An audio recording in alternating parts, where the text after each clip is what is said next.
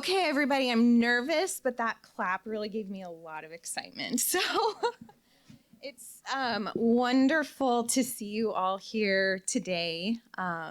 It's truly an honor to be on stage in front of you all. I'm going to go through a quick little housekeeping, brief introduction to the organization. I know many of you are caught up to speed on that.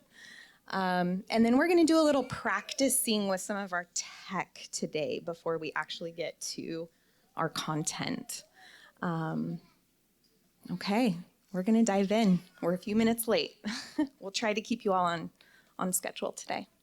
Agendas are a QR code on the back of your name tag, so you can scan that with your phone. We also have agendas at the registration desk. All right. Well, welcome everybody to the 2025 Canned Family and Scientific Engagement Conference. Woo! Woo!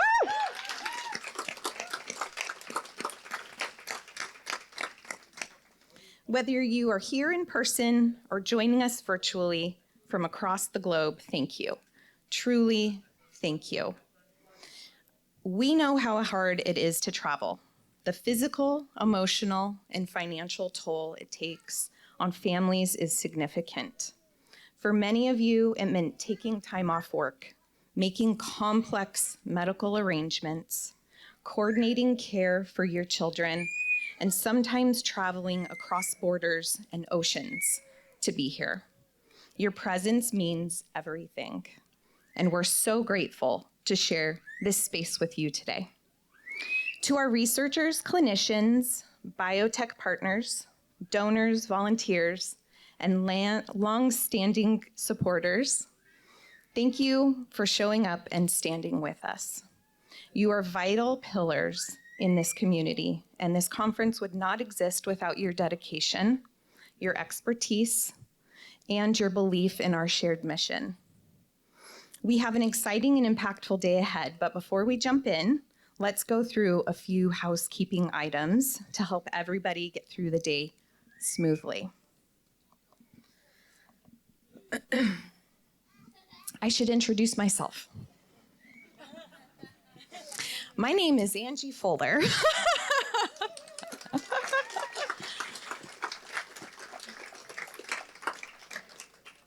I am, I swear I had that.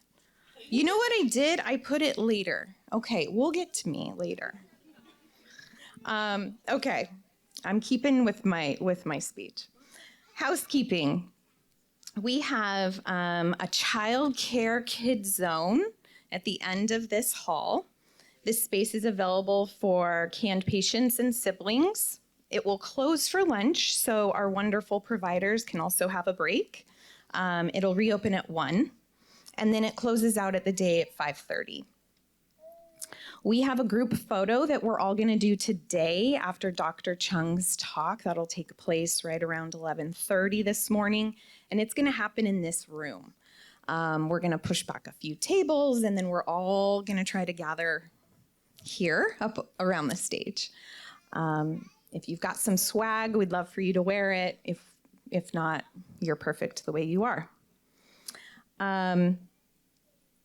Media. We have a couple media groups here today. We have Fox News Network here doing a canned documentary. Really exciting opportunity. If you do not want to be photographed for a documentary, you need a red lanyard. This is the signal. We also have an opt-out form that we would like you to fill out at the registration table. We also have a media group just on KIF1A.org's behalf running around. This is Jay in the back corner. Everybody take a look at Jay. He's with KIF1A. If he's videoing you, it's going to be for our website or social media or for the canned conference. Meals. I don't have meals on that slide. We are providing lunch and dinner today, so we hope that everybody will stay for both of those offerings. Tomorrow we will do just lunch. We know many of you will probably need to leave and catch an airplane or something like that. So Tomorrow will just be lunch, but today we hope you stay and enjoy dinner with us as well. We do have coffee, tea, water, juice. That'll be out all day in the back of the conference space here. Slido. Slido is going to be used through the conference different times. We're going to be using it to collect our questions and answers. It's a cool platform. It's best used on your phone through a QR code. There's a QR code on your table. There will also be a QR code on the presentation slides as they come up. We're going to do a little practice here in just a second with that. The other thing we're using is translation software called Wordly. This is also can be used through your phone using a QR code. Both of these can be accessed through Zoom. If for our virtual attendees, it would be located in your apps section, and our AV tech can share those two invites with you now. If you go to your apps in your Zoom toolbar and you don't see Slido or Wordly, you would click Add App in that box and you can scroll and find them. If that's difficult, I would just suggest using the QR codes. Wordly is a translation software, so you're just going to pick your preferred language, and you can read along or listen along. If anybody struggles in this room with that, please come find me, and I'm happy to help navigate that. Okay, so here's your first test. We're going to practice Slido. Here, after our lunch break, Dr. Chung will do a presentation where she has 5 or 6 different polling questions for our community, and we want to make sure everybody can use this before we get to her session. So if you can all take out your phone, scan the QR code, yes, and start answering this question. Where are you joining us from? Let us know, country, city, state. This is awesome. I love seeing this. Virginia, Washington, D.C., Switzerland, New York, United Kingdom, Dallas, Australia, Colorado. Awesome. And you can see up in the corner where we have 20, 22 participants, 24 participants, 26. This is so cool. Okay. I'm feeling really good about this. How about you guys? Any questions? All right. One more. Here I go. I'm going to switch on us. 56 people. This is great. All right, next one. You shouldn't have to scan the QR code again. It should just now ask you the next question, which is, where are you joining us, in person or online? And really, this is me trying to make sure that our online contingent is able to answer as well. And it looks like we're getting some online responses, so that's awesome too. Okay. Wonderful. It's incredible to see how global our community is, as you can see in these Slido presentations, our responses here. Let me share a bit about where we've come from. KIF1A.org was founded in 2017 by Luke and Sally Rosen after their daughter was diagnosed with CAND. At that time, there was no roadmap, no community, no place to go for information, support, or hope. So they built one. Luke?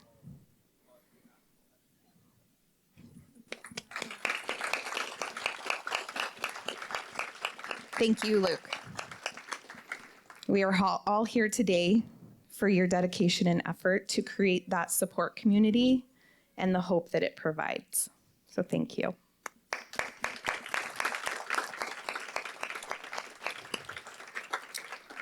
Since then, the organization has grown from a handful of families to a community of more than 550 patients crossing 40 plus countries. We have a global research network of more than 160 scientists and clinicians, all working together faster and more collaboratively than we ever imagined. We are so honored to have many of those brilliant minds, compassionate clinicians, and researchers here with us today and online. They work tirelessly, not just in labs and hospitals, but in real partnership with our families, pushing forward the science, searching for answers, and never giving up on our kids. That's our mission, to find a treatment for CAND for this generation of superheroes. A little about me. My name's Angie Fuller, and I'm a CAND parent to my incredible 12-year-old son, Weston.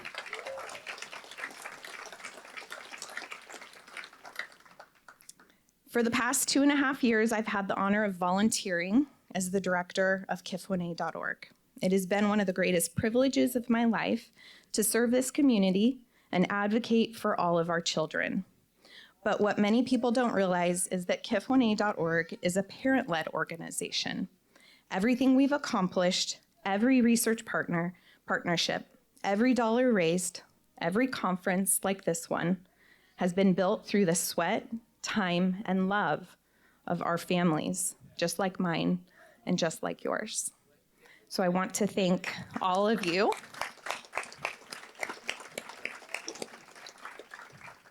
for the community we've all built together. From parents volunteering their nights and weekends, to siblings making posters, to community fundraisers that power our science. None of this happens without you. Today we are growing. We've had scientists on staff for many years, and I want to give a shout out to Dylan Verden, who has done an extraordinary job guiding our research strategy and making sure the patient voice is always at the center of the conversation. And I'm thrilled to share that thanks to a recent transformative donation, we have been able to hire an executive director, Dr. Dominique Lessard.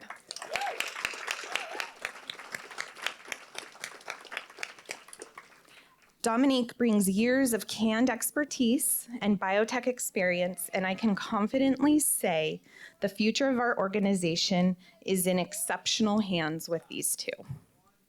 So as we look ahead towards progress, towards treatment, towards hope, I just want to thank each and every one of you. Your presence here matters. The conference is part of our shared journey, and we can all do this together. So let's get started.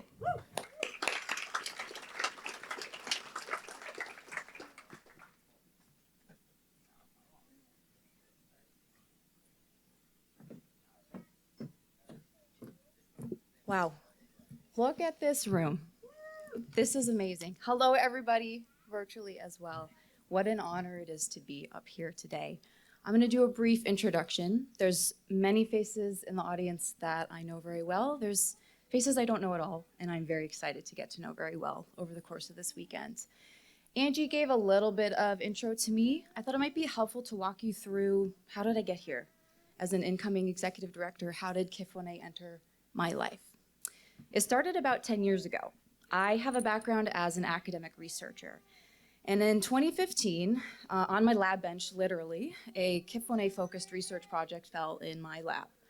And I said, okay, I'll give it a go. Let's check this out. Kind of a intro level, how does KIF1A work? How does this protein work? What do we know about it? And considering we know how it works, what happens when it doesn't work as it's intended? What does it lead to? Diseases, disorders, things like that. And so as I'm working on this KIF1A research, pushing out KIF1A publications, KIF1A.org was also growing. We're talking 2015, 2017, 2018. I finally connect with someone who a lot of people know in this room, who is Luke. Luke finds me on what at the time was Twitter, because I had just posted an article, and he said, hey, who are you? You're publishing about KIF1A, we need to talk. And so talk we did. If you know Luke, we talked. And it was a really important talk, and I think it was one of the most important talks of my life, because what he did is he injected this community into what I was doing. And he said, Dom, you're publishing these articles that nobody understands. Like they do not make any sense to anybody who does not have a PhD focused on KIF1A. And I took that, I mean, that's fantastic feedback, because then what we were able to do was volunteering for the org for a number of years, working on demystifying some of this scientific jargon.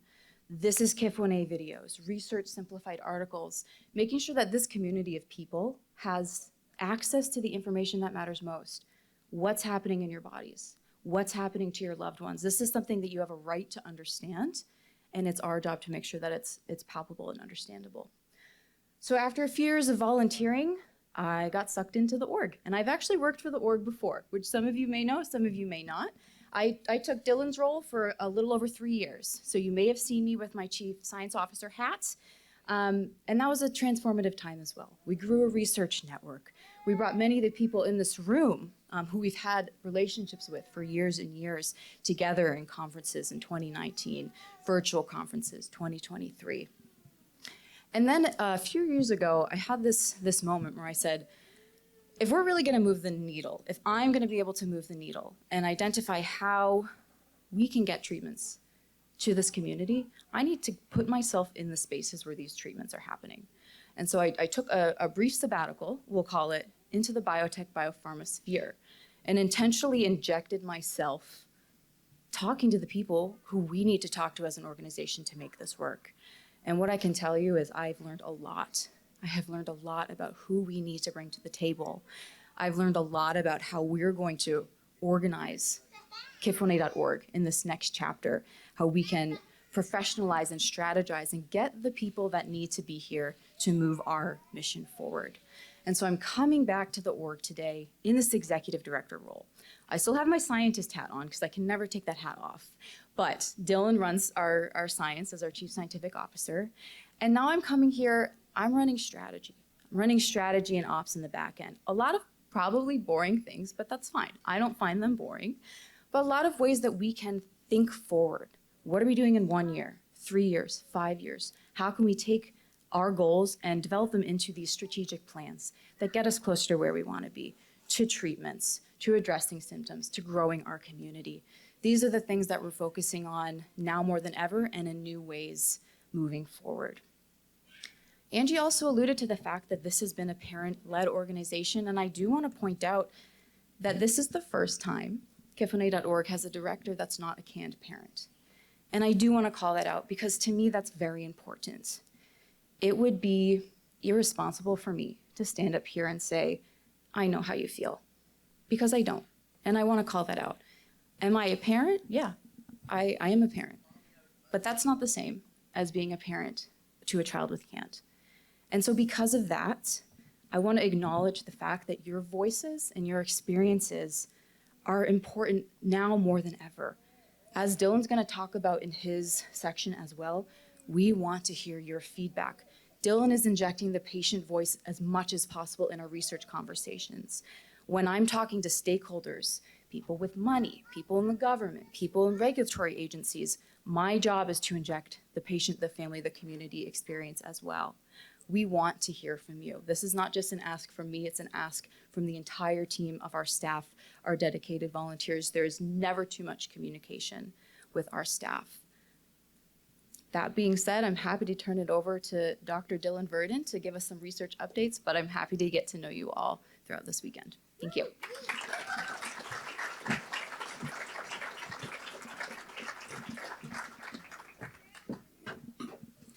Thank you, Dom, and thank you all of you for joining us here. The last time we met was in 2023, and we went over a lot of material, but something that one of our board members, Maria, expressed to me was that when she came here in 2023, their family didn't know what to expect from this kind of a conference. They didn't know what kind of information they were going to be getting. They didn't know whether we were going to be talking about treatments and cures. There were a lot of open questions. And so I want to set the stage a little bit. This is not just going to be scientists and researchers telling you the truth about CAND, because the reality is that the truth of CAND is something that you are all experts in, and we want to leverage that. We are really aiming to talk about two things. Everybody in this room wants to improve the lives of people with CAND, and I think everyone in this room has at least as many questions as answers. And that can sound intimidating, but there's a lot of power in that, because when we're facing complex challenges, the better the questions we ask, the better and more relevant answers we can get. And so that's what we want to work toward. So I want to start off by just empowering all of you to think of this as a 2-day brainstorming session, We're trying to collect information. We're trying to take your anecdotes and elevate them to data so that we can start tackling it from a therapeutic perspective. So I want to set the stage there, and then I want to talk a little bit about how we've grown since 2023. Since our conference in 2023, we've had 200 new patients enter our registry. That's incredible. We're now at 550 individuals who have given us information about their KIF1A mutation. As Angie mentioned, we're across 40 different countries, and we've had great success, especially recently, raising funds so that we can actually start acting on the information that we've gotten from you and from our researchers. One of the reasons why we have so many questions is we are a small community with a big tent, and you don't need to worry about reading anything on there, but each one of these dots represents a variant in KIF1A, a mutation in KIF1A that has crossed our community. Some of these are marked as pathogenic in clinical databases. Many of them don't show up at all, and we want to close that gap because that means that we can get more people the genetic diagnosis that they need sooner. It also means that we can start asking more questions about the variety of experiences in CAND. Not every CAND patient is the same, and in fact, we even have people like Avery and Vivian who are sisters with the same mutation have had very different experiences. And that's not a problem, that's an opportunity, because what we want to do is help you guys get to wherever you are going. You define the goals and we figure out how to facilitate that while we're trying to find these solutions that can hopefully be as broadly applied to the community as possible. We found recently that we overlap with a bunch of different disorders. KIF1A mutations have been found in cohorts of cerebral palsy patients, ALS, Rett syndrome, and that means two things. By working with these other communities, we can likely increase our numbers and find more KIF1A patients who may be misdiagnosed or still on their diagnostic odyssey. We really want to shorten that gap so that people don't have to pull strings or pull out hair or, give their blood, sweat, and tears just to getting the genetic test that they need. The other angle is that a lot of these groups are working on therapies as well, therapies that might be very relevant for us. And when we are a small organization, it really is important that we are grouping with other people that have common goals so that we can efficiently find therapies and treatments that are relevant for all of you. One of the saddest things I've heard is that many families, when they first heard about KIF1A, they searched on Google and they found KIF1A is lethal by 5 years. Now, there are people in our community who are facing that sense of urgency. There are very severe variants out there, and we are working hard to find solutions for them. But we are a big tent. As you can see, we also have people that are 5 to 10, 10 to 15. We have people getting into adulthood. And I think that's really important when we're thinking about the progression of the disorder and how we describe it. But I also want to point out that as people are entering adolescence and adulthood, we really have to start thinking about dignity, opportunity. How do we make this something that people can live with and be productive with? We have many individuals who are diagnosed very early on, but we've also had people who find out in their 30s or 40s that they have a KIF1 mutation after thinking for a long time that they just had some more subtle motor problem. And so we're trying to bring those out of the woodwork because we want to talk about how do we help adults that are dealing with this disorder. And thanks largely to Angie Fuller and the very dedicated CAND parents and patients that we have across the world, we've grown significantly as a global community. Since 2023, when we established the International Ambassador Program, we've brought on 12 different countries where we have a point person, a patient family that is trying to coordinate opportunities with researchers and clinicians on the home front. Recently, just in the last 2 weeks, we brought on Japan and Brazil. So we now have ambassadors there that are trying to work with our researchers and figure out opportunities. And this is an incredible opportunity, but it also speaks to the fact that as we grow, it is so important that we are strategic in what we're doing. As these opportunities grow, the workload does too, and we really need to make sure that we are coordinating with one another so that, in the words of Simran Kaur, we are not doing duplicative efforts, that we are building upon one another with the relative opportunities that we have. The strengths and weaknesses of our countries are working to the best of their ability together. And hopefully we can fill out more of this map, because I don't think I need to mention to any of you that we do have some big blank spots that we would really like to fill out on this map. We know that there are more KIF 1A families out there. And one of the best ways that we've increased our numbers is by coordinating with families in other countries who can start to coordinate. So as we go into this, it's a very, very complicated problem. There's a lot of nuance in this. And there's going to be a lot of information that we go through today. And so I ask that you all really think about the aspects of these talks that are relevant to you. And if you notice that we're missing something, if there's something in our blind spots, if there's an opportunity you've thought of that we haven't, please bring it up. Please talk to us. Vulnerability is strength here. For families, that may mean speaking up and telling us about your experiences, telling us when what we talk about in the research doesn't mesh with your experiences. For researchers, that vulnerability might be as simple as saying, I don't know. I have a lot of questions about this. How do we tackle this? But if we all treat this as an extended brainstorming session to share our experiences and our hopes, that's how we make this a successful meeting. That's how we make it something that drives a conversation that continues past this and makes this the seed for the very many opportunities that we want to build for our community.